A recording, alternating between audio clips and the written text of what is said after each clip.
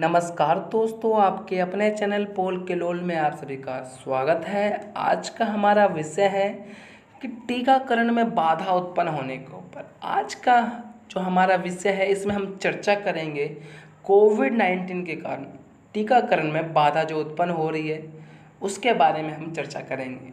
उसी के बारे में आज की इस वीडियो में हम जानेंगे। तो चलिए टॉपिक की शुरुआत करते हैं। कोविड-19 के कारण टीकाकरण में बाधा आज का हमारा यह विषय है।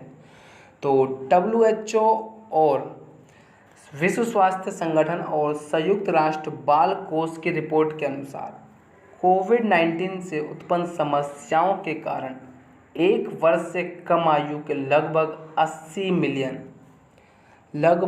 80 मिलियन बच्चों का जीवन जोखिम में है।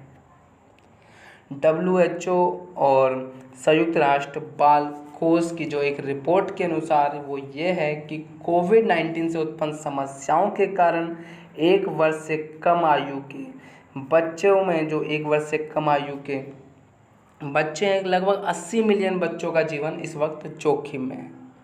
वह क्यों है इसके बारे में भी जान लेते हैं। तो विश्व स्वास्थ्य संगठन के अनुसार खसरा, पोलियो, हैजा जैसे रोगों का उन्मूलन हेतु दशकों से चलाए जा रहे टीकाकरण कार्यक्रम में बाधा उत्पन्न होने से आने वाले दिनों में अत्यधिक समस्याओं का सामना करना पड़ सकता है। जो दशकों से टीकाकरण चलाया जा रहा था, जो काफ़ी समय से टीकाकरण चलाया जा रहा था, किसके लिए? खसरा, पोलियो, हैजा जैसे रोगों के उन्मूलन हेतु जो टीकाकरण कार्यक्रम चलाया जा रहा था, जो अभियान चलाए जा रहे थे, उस अभियान में देरी होने के कारण अत्यधिक समस्याओं का सामना करना पड़ सकता है आने वाले दिनों में।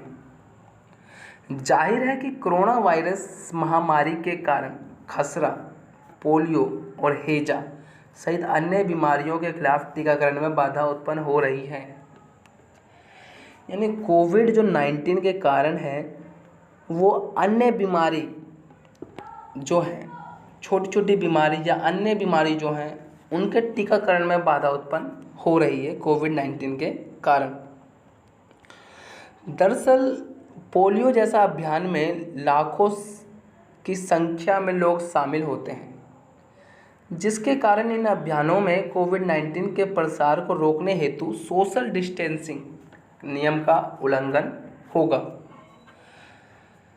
यानी जो पोलियो जैसा अभियान है उसमें लाखों की संख्या में भीड़ इकट्ठा होती है, जिसके अंतर्गत कोविड-19 का जो सिर्फ अभी एक ही उपचार है, सोशल डिस्टेंसिंग, उस नियम का उल्लंघन होगा।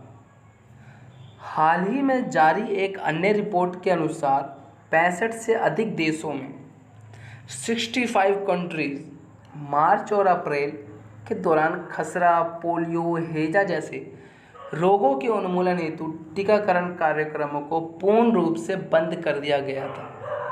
यानी पूर्ण रूप से बंद कर दिया गया था 65 से अधिक देशों में। आंशिक रूप से चलाया जा रहा हाल ही में विश्व स्वास्थ्य संगठन द्वारा कोविड-19 के दौरान सुरक्षित रूप से टीकाकरण सेवाएं बहाल करने में संबंध में एक दिशा निर्देश जारी किया जाएगा। यानी दोबारा से टीकाकरण सेवाएं चलाने के लिए एक WHO के द्वारा एक निर्देश जारी किया जाएगा। यूनिसेफ की रिपोर्ट के अनुसार अत्यधिक देशों में लॉकडाउन तथा अंतर्राष्ट्रीय उड़ानों की संख्या में कमी के कारण वैक्सीन के वितरण में विलंब हुआ है। यानी यूनिसेफ की रिपोर्ट कहती है कि अत्यधिक देशों में लॉकडाउन लगा हुआ है, जिसके कारण सीमाएं जो हैं वो सील हैं, बिल्कुल सील है सीमाएं, जिनके कारण अंतर्राष्ट्रीय उड़ानों की संख्या जो है वो काफ़ी ज़्यादा कम है और इसी के कारण वैक्सीन के वितरण में विलंब हुआ है। यानी जो वैक्सीन देने की बात है वह उसमें काफ़ी ज़्यादा विलंब हुआ है। अब हम इस चीज़ की चर्चा कर लेते हैं कि भारत के हालात क्या हैं, यानी भारत की स्थिति क्या है इस टीकाकरण के संबंध में।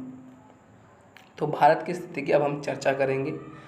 तो यदि किसी देश में लगातार 3 वर्ष तक एक भी पोलियो का मामला नहीं आता तो विश्व स्वास्थ्य संगठन उसे पोलियो मुक्त देश घोषित कर देता है। विश्व स्वास्थ्य संगठन उसे पोलियो मुक्त कर देता है।